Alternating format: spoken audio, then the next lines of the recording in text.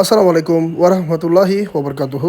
আলহামদুলিল্লাহ, কাজটি চলছিল আজকে সকালে কল্পলক আবাসিকে, যেখানে কিনা আপনার ডেক্সি বিরিয়ানি রান্না করা হয়েছিল। আর বিরিয়ানিতে ছিল 32 কেজি চাল এবং 8 কেজি খাসির মাংস ও 20 কেজির মতো গরুর মাংস।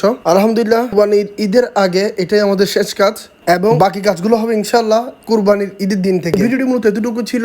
দেখা হচ্ছে পরবর্তী কোনো ভিডিওতে। এই পর্যন্ত আল্লাহ আপনাদেরকে ভালো রাখুক, সুস্থ রাখুক, দোয়াই করি।